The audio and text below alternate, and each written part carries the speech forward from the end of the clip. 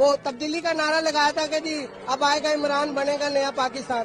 इसका तर्जुमा है कि अब आएगा इमरान, मारेगा गरीबों की गांड, जाते हुए कहेगा लौड़े पे चढ़े पाकिस्तान। दूसरी चीजें जो आप बात कर रहे हैं वो मैं आलिया आपसे एक ये भी हम्बल रिक्वेस्ट करूंगा, भारत या जयशंकर के साथ अपना कंपैरिजन भी नहीं करना चाहिए।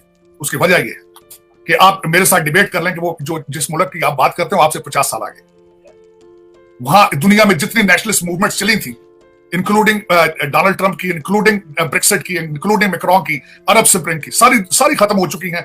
Imran Khan including nationalist movement थी, आपकी एस्टेब्लिशमेंट तजर्बा करना चाहती थी, किया उसने, लेकिन सिर्फ एक ही मूवमेंट खड़ी है, तो वो मोदी साहब की खड़ी है।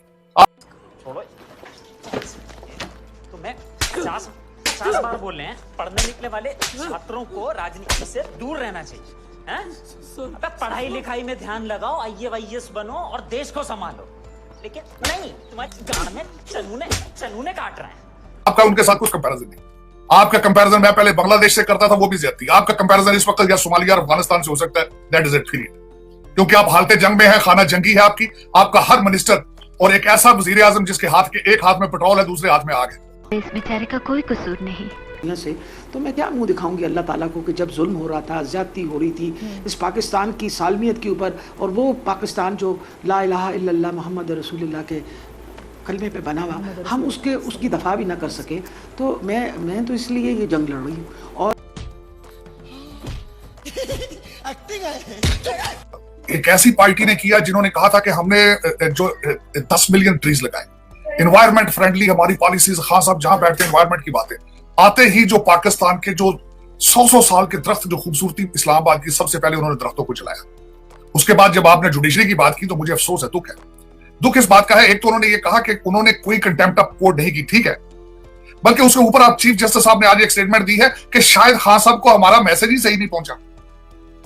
और मेरी तीसरी ये ख्वाहिश होगी आलिया, बिलखसूस आपके इस प्रोग्राम के रेफरेंस से, अदलिया जो मेट्रो है, जो वॉकिंग डिस्टेंस पर है सुप्रीम कोर्ट से और प्रेसिडेंसी से, जिसको आग लगाई गई है, एक बैंकरप्ट कंट्री है, उसका मेट्रो जो लगा दिया गया इस्लामाबाद में, उसकी कंस्ट्रक्शन का बिल इनको PTI को भेजना चाहिए, उस पर सोयो मोटो एक्शन होना चाहिए और इनको जिम्मेदार ठहराया जाना चाहिए उसकी कंस्ट्रक्शन, दोबारा रिकंस्ट्रक्शन का।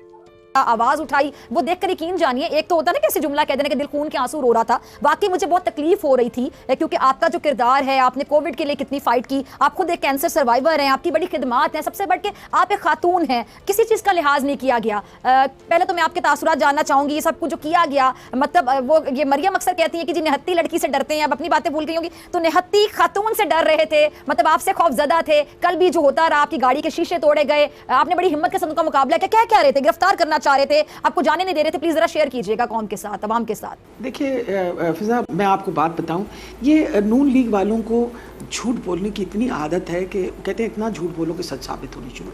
ना इनके पास औरतों की इज्जत है, ना ये चादर और चार दीवारी जो है उसकी इज्जत करते हैं, ना ये पाकिस्तान की कौम से इनकी कोई अटैचमेंट है। ये सिर्फ और सिर्फ अपने इंटरेस्ट के अंदर आए हैं, जिसमें ये मरियम बीबी भी शामिल है। वजह यह है, आपकी परवरिश अगर चोरों के घर हो तो आपने चोर ही निकलना है ना, बड़ा मुश्किल है कि आप ईमानदार बने। अब इम्पॉर्टेंट ये चीज़ है कि इस वक्त जो हम जंग लड़ रहे हैं वो पाकिस्तान की बका के लिए, हम चाहते हैं कि बेहतर पाकिस्तान। कल मैं चली जाऊं इस दुनिया, क्योंकि उसको बनाने के ऊपर कौम का पैसा लगा। और तीसरा, उसके बाद मैं बात करूंगा जो खासकर इन्होंने जियो के ऑफिस पे अटैक किया। उसके बाद इन्होंने कहा जो 5 लोग कहते हैं PTI के मर चुके हैं, एक कांस्टेबल शहीद हो चुका है। मेरा आज क्वेश्चन मार्क है, उनके बच्चे कौन पालेगा, PTI पालेगी या नून लीग पार्टी पालेगी।